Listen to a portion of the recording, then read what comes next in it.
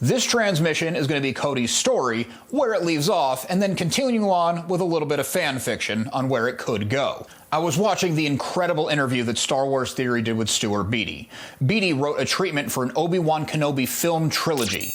There's a lot of amazing content in the 45-minute video, but there's no point in me relaying it here when you can just get it directly from the source. Link in the description, but you've probably already seen it. The part that is relevant to this video is Beattie including Commander Cody. Cody gets through his programming and goes back to Obi-Wan Kenobi, feeling horrible for his part in Order 66. He desperately wants to make amends. It's unfortunate for many reasons, and ones that I don't understand, that we didn't get Beattie's version of the story. It did get me thinking, what did ultimately become of Cody? Commander Cody, designation CC-2224, was the second in command of Jedi General Obi-Wan Kenobi during the Clone Wars. His official rank by the end of the Clone Wars was Clone Marshal Commander. He, under Kenobi, was in charge of the 7th Sky Corps, known most famously for the 212th Attack Battalion. He was a loyal soldier, brave warrior, good friend, and incredible tactician, which makes the betrayal of Order 66 all the more powerful. Obi-Wan Kenobi took his men to Utapau. He had been after General Grievous for a long time. Kenobi thought by taking Grievous out, the war would come to an end soon after. He was correct in his deduction, but not at all in the way he expected. After a fierce battle with the cyborg Kalish, Kenobi was victorious. He reported back to his troops. The Separatist forces were on their heels. Kenobi talked to Cody about pressing their advantage. Cody handed Kenobi back his lightsaber. Kenobi lost it during the battle with Grievous. This is a nice full circle moment as Obi-Wan instructed his own apprentice, Anakin, "This weapon is your life." Cody said he thought Kenobi would be needing it for the fight ahead.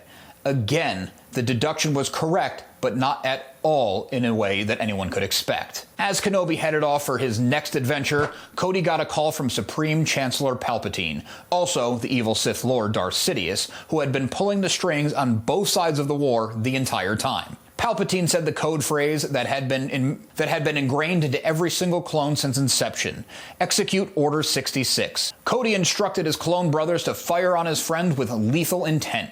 Kenobi, of course, survived the ordeal, but he was presumed dead. Before you judge Cody too harshly, Order 66 was not a simple order. It wasn't an instruction that Cody followed because of chain of command.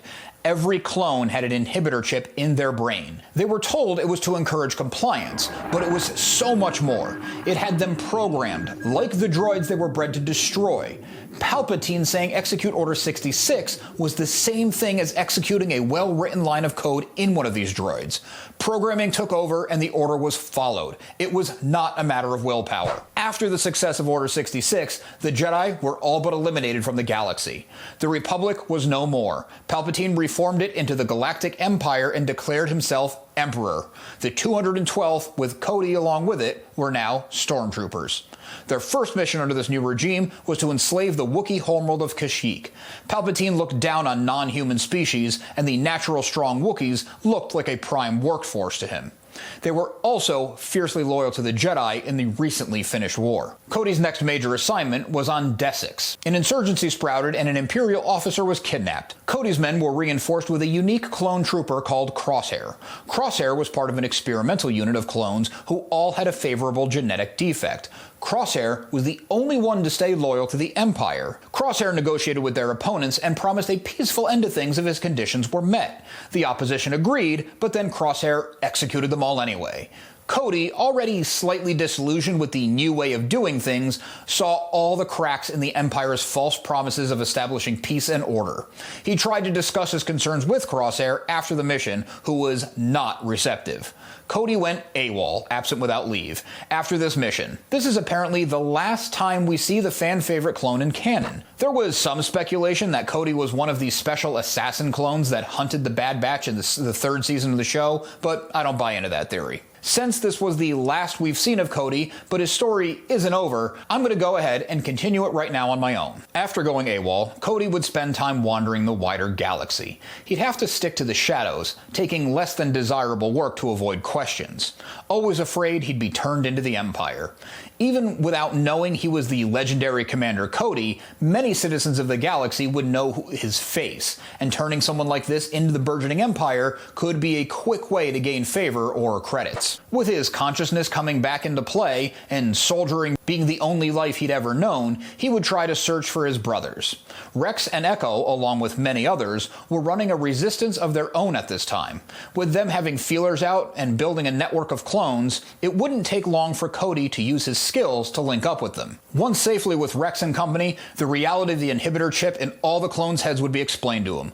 Cody would be devastated, reliving the betrayal against Obi-Wan and knowing what the clones caused for the wider galaxy, against most of their wills, of course.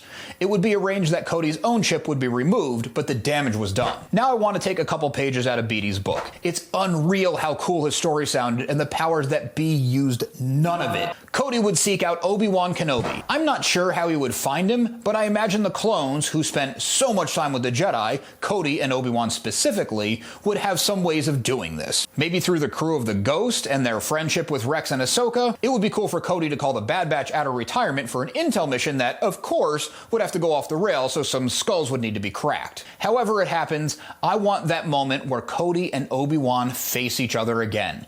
No longer a hierarchy of military chain of command. No longer Jedi and Trooper. The titles are gone. They face each other as men. Cody would break down, begging for forgiveness, but not sure how he could possibly make amends.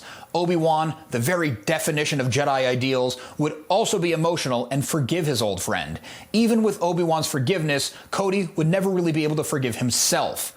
I loved Beattie's idea of Cody watching over Luke while Obi-Wan went off. Given that we've already had Obi-Wan leaving to help Leia, we could also flip the scenario and have Cody running missions for Obi-Wan while Obi-Wan mans his post on Tatooine.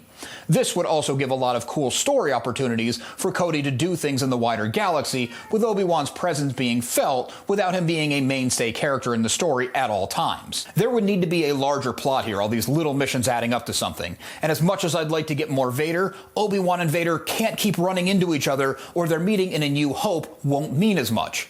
I'd like to see Cody help the Hidden Path. I think there is so much story opportunity here. I would love to see an anthology series where amazing storytellers get to tell their own stories of the Path, but that's going to be a separate transmission all on its own. Obi-Wan could get Cody to help the Path. A great way of making amends for assisting in the killing of so many Force users could be smuggling other Force users out from the Empire's grasp. As Cody helps the Path, he could also help his clone brothers. The soldier could go on to be more of a shepherd, moving people across the galaxy. In this line of work, Cody would never fully be able to hang up his armor. Run-ins with slavers, stormtroopers, and other nefarious groups would provide plenty of action. The Inquisitors would also catch up with him at times, but the Inquisitors were nothing but a pale comparison to the Jedi that Cody served with for so long during the Clone Wars. He would be able to stay one step ahead of them every time. He learned from the real thing. After a long time of Cody helping those in need, bonding with his brothers, and bringing Obi-Wan news and some comforts of life outside the desert, would see Cody soften and change, in good ways, in ways that bring growth and some matter of inner peace. Cody and Obi-Wan would see each other as old friends. The stress, despair, and desert aging Obi-Wan, and the cruel genetic engineering that has all the clones aging twice as fast, taking a toll on Cody. On missions, Cody would still come out ahead of his opposition, but the victories would come at a greater cost, with more downtime needed to recover. He would help other aging clones, and lose some along the way. Their older bodies and reflexes not able to keep up in every fight. Time is undefeated. On a mission for the Path, the Inquisitors and a contingent of stormtroopers show up in force. They're onto Cody's tricks, and he's unable to slip them. He takes down many of the inferior trained stormtroopers that replace the clones. Even gives the Inquisitors something to think about. The malicious fallen Jedi give him a choice. He can escape or save some Force-sensitive children. Cody flashes back to his time in the war. Not the fighting, but the in-between times, bonding with the Jedi, with Obi-Wan Kenobi. The nights and evenings where the men bond and form a new type of brotherhood. Cody could then remember smiling and joking with Obi-Wan in his humble hut on Tatooine, something Cody and Obi-Wan never thought would be possible again. Saving himself doesn't cross his mind. Killing the Inquisitors isn't important to him anymore. He saves the children and stands his ground, a proud soldier of the Grand Army of the Republic and friend to the Jedi Order. The Inquisitors close in, and that's the last we see of Cody. Obi-Wan feels this ripple in the Force. He's stunned at first, sad, but as he explores his feelings, There's a slight smile of understanding that crosses his face. His friend is at peace.